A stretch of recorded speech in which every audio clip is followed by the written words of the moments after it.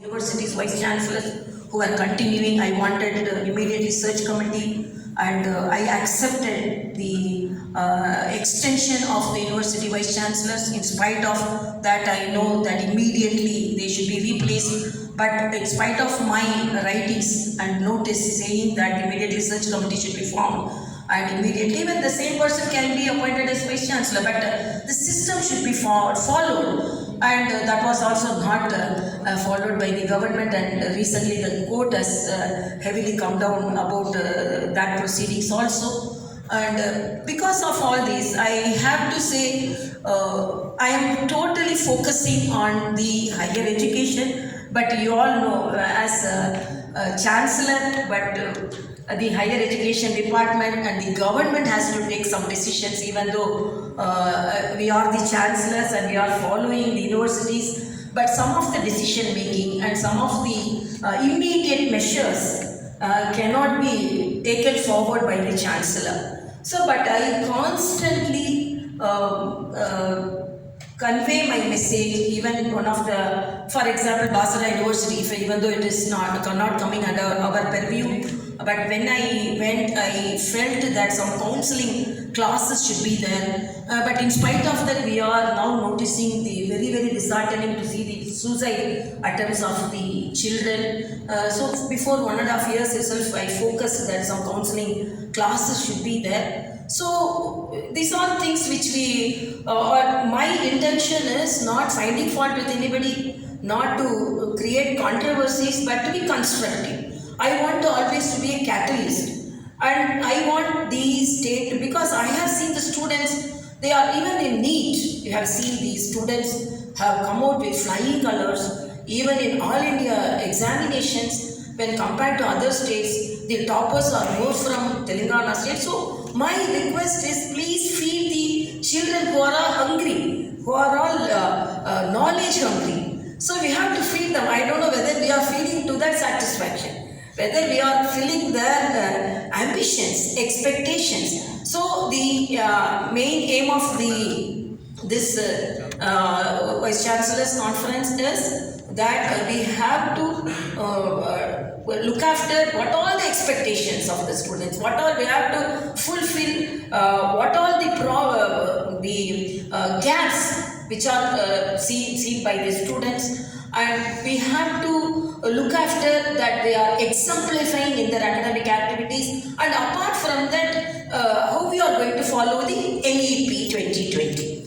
Because I, as an academician, I really, when I read about the NEP 2020, as our Honorable Prime Minister says that moving the children from the classrooms to the nation, international scenario, the world scenario, world forum, and looking after their nutrition, looking after their education, and what all the drawbacks the students were facing in the previous system are now everything has been rectified. So it is our duty, because it is implemented in a much greater way, in a much systematic way, and more academicians and more the opinion from more students, more academicians, more teachers, and more parents, lakhs and lakhs of people have expressed their views, and from that as a juice this sector. The marginalized students who cannot get their academic books.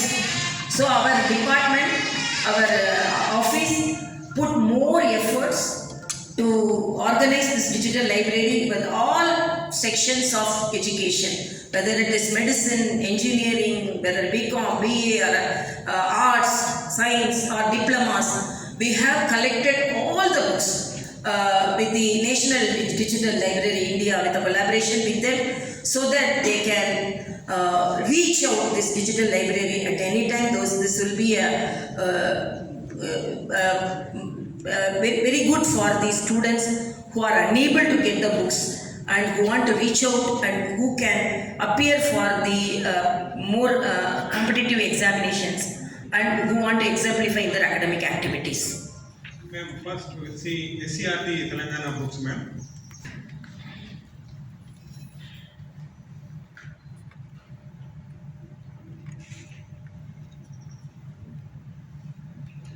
Yeah, so here both the Telugu medium books are there, English medium books are there, ma'am.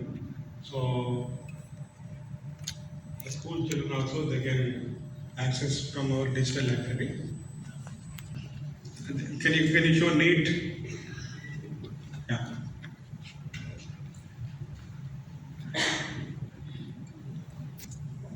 Yeah.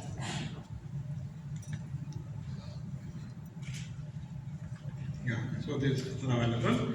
Then can you show BTech computer science subjects? Yeah, one of the subjects. Yeah, so these are various books. So students can really access wherever they are. They have the network, internet, they can access. Even if it is Nagar Karnool, if it is Bhadrachalam, if it is Hyderabad, students can access. Then can you show uh, medical books? MBBS and other medical books are also on reference books and journals. They're all available on this.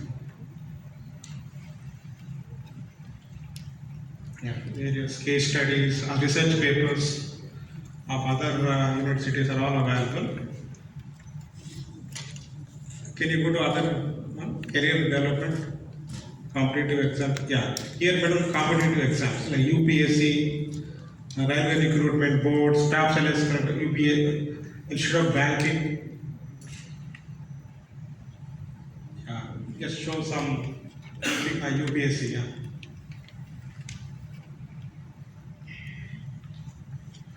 These are various papers, ma'am. Previous papers. So they are available at single place. So that students need not go to various other places and at single place we are able to provide all the code papers along with solutions. All UPSC papers, ma'am. Okay. Yeah. Okay, I want the, and we reached out doctors for medical books and we reached out the academicians for academic books. So very elaborately we have worked on it. So it should be totally utilized, not only introduction, it should be totally utilized. And the thought of it came when I had some interaction with some of the tribal students on online classes. They were unable to reach out the online courses. So this the thought came and then we have successfully implemented it. The success of this will be as many as children who utilize this library. So I want all the vice chancellors to propagate about this digital library. We have almost all books, most of the books, we have fed in that. Thank you. Thank you. And we have to give demo on the transfer collects alumni. 405 applications are pending and 470 IDs are also generated, ma'am, actually. So even then, some of the VCs and registrars they are facing some technical glitch actually. So now we want to show the live application, live demonstration. Ma'am. And before going to the live demonstration, I want to express my sincere gratitude towards Honorable Governor, ma'am, for giving your time and for witnessing this live application, live demonstration. And as a NIC a technical partner, so we are very much pride to have this type of interaction with the Governor Rajban office. And in future also we will try to integrate some more applications as and required from the NIC side. I am saying them. And we will show the end-to-end solution process for this application. So my colleague Mr. Anil, he will okay, right? So in the from the government portal, alumni is the link is there, ma'am.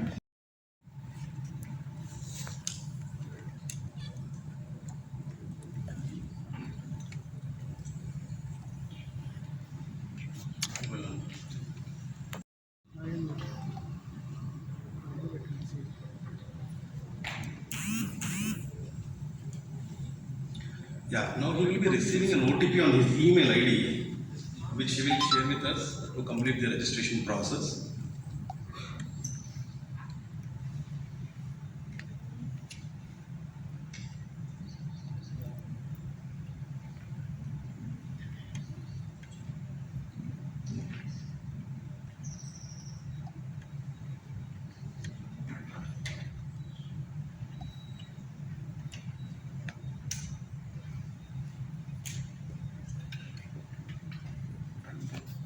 See the email.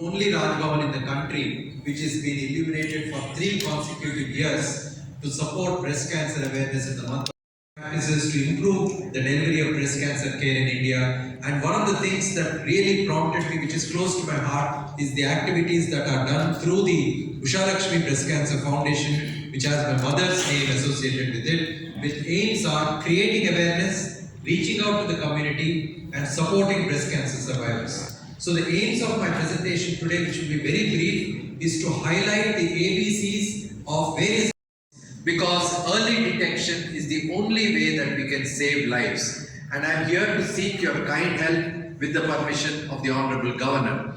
And my presentation will be quite swift. It will not be detailed as it would be in your college premises, but this will give you a bird's eye view of what we are talking about.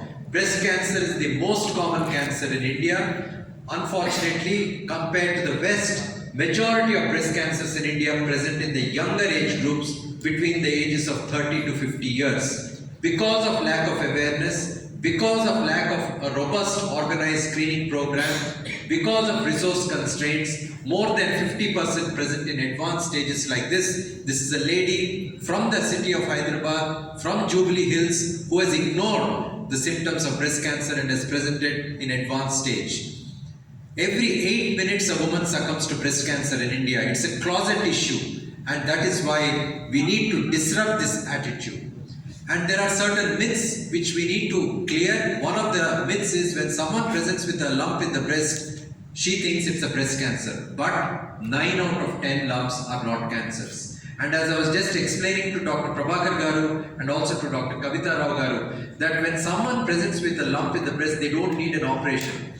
They need triple assessment. It has to be done by a team which comprises of examination, imaging and core biopsy, not fine needle aspiration biopsy, which is very routinely done in our country, despite the fact that 20 years ago it has been proven that core needle biopsy is the gold standard. Just like a doctor requires a stethoscope for a surgeon or a specialist dealing with breast diseases, the stethoscope is good radiologist and good pathologist. And these 3 things are very, very important. I shall just touch upon some common breast health issues. The commonest problem is breast pain. It's not a cancer, it's not a symptom of cancer. Majority don't require any medication except for reassurance. And lot of doctors write medications like evening primrose oil, which does not work. The second commonest lump that people notice, particularly in younger people, is fibroadenoma, which is a small lump. Majority don't require any surgery. All that is required is an ultrasound guided core needle biopsy to confirm the diagnosis and then reassure women. It hurts me when I see many young people who come with multiple fibroadenomas who have had multiple scars in the breast. There is absolutely no need to excise a small fibroadenoma. All that is required is to reassure. Why I am talking about this is, when you hear about this, when you go to a doctor and the doctor advises surgery, then you are armed with this information. Cysts are very, very common in older women. Again, nothing needs to be done unless it is a very large lump where aspiration is done under ultrasound guidance. Coming to the breast cancer, do we know what causes breast cancer? We still don't know. But we know that any prolonged exposure of the hormone estrogen can cause breast cancer, and these are the common risk factors of developing breast cancer. And does breast cancer occur in older women? Yes, it is in the West. But in India, the peak incidence of breast cancer is from 40 to 60 years, and these are the statistics that show. Do men, there are many men in this audience, men think they don't get breast cancer. Men also can get breast cancer, but it is not uncommon, it is rare. 1 out of 100 breast cancers occur in men. So men also need to be aware. And this is the Buddha statue in pink.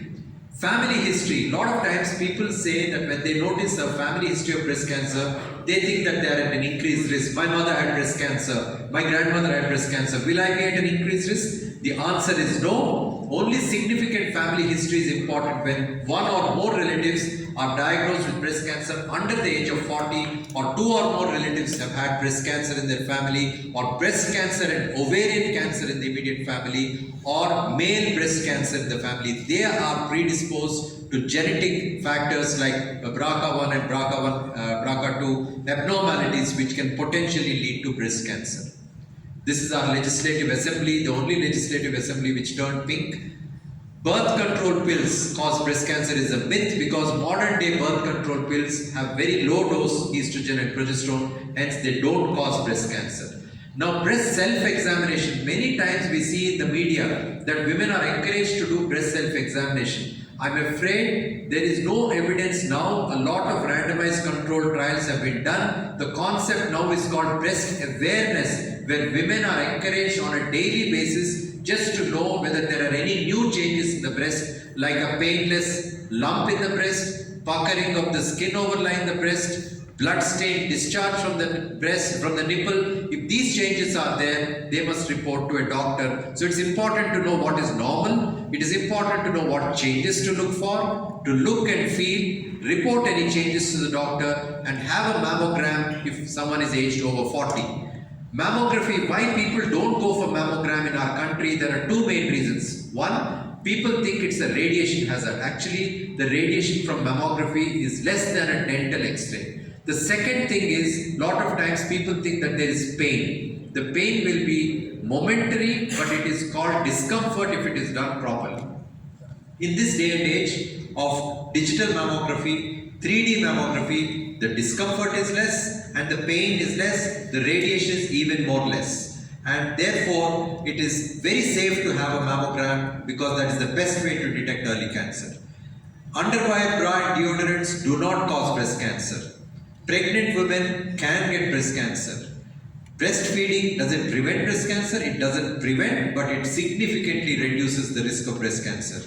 And a lot of times women say, doctor, I don't have a lump, why are you asking me to get a mammogram screening? Because breast screening can save lives. That is the only way that breast cancer can be detected early. It is because of this several randomized controlled trials which have shown beyond doubt that we cannot prevent breast cancer, but we can detect it early and we can cure it. Usually you can't use the word cure in cancer. But with breast cancer, if it's detected early, you can cure this cancer, because you don't want to have a woman like this who has had a mastectomy, because it naturally breaks anybody's heart. We are looking at picking up cancers when it is 5 millimeters, 10 millimeters, many years before it is felt by the lady or the doctor. So that when we detect a cancer like that, we just put a fine wire and remove the lesion, and we don't need to remove the breast. And in this day and age of oncoplastic surgery, I don't mean reconstruction. Oncoplastic surgery means when you remove a lump in the breast, there is a big defect. To cover the defect, we can use several techniques to reshape the breast so that there is no defect in the breast. If you see the lady on the right side, this lady had a lesion in the upper inner quadrant, which is in the bra line. If I make an incision there, it is going to disfigure that lady's breast. So I make an incision around the nipple areolar region, remove the lesion, and afterwards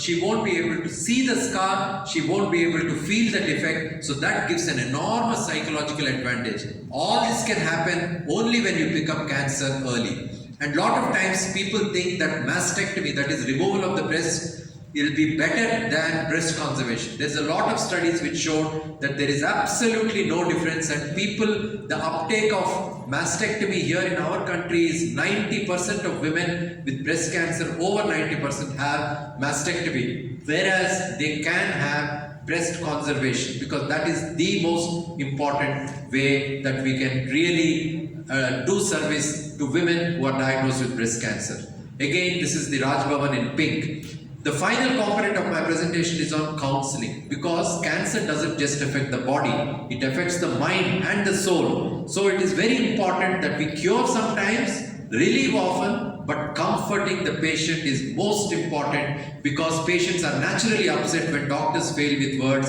In our country, although this communication skills was just introduced in 2019. Most doctors fail with communication skills. You look at this doctor who's talking down to the patient, where the patient cannot communicate, and you look at this doctor who's talking with the patient, where patient is doing the talking. So therefore, he should have big ears.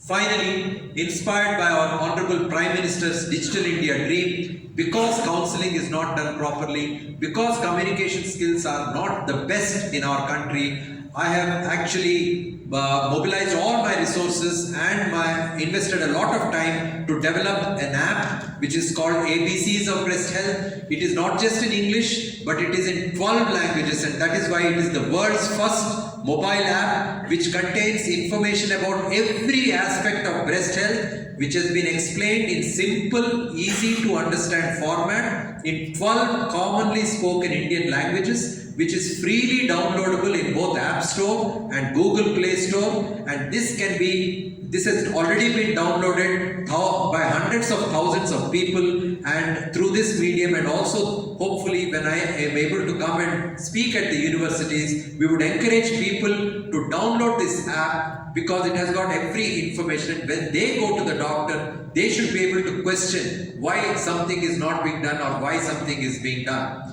And therefore, we want to prevent advanced breast cancers. If we have to prevent breast cancers, people must be empowered. And if people are empowered, certainly we will be able to make a difference to the way breast health care is managed in our country. And I would like to take this opportunity, Madam, to request the Vice Chancellor that I can approach them and I can come and empower the students who are in your universities, so that they empower their older members in their homes, and so that we can make a positive impact. Very grateful, Madam.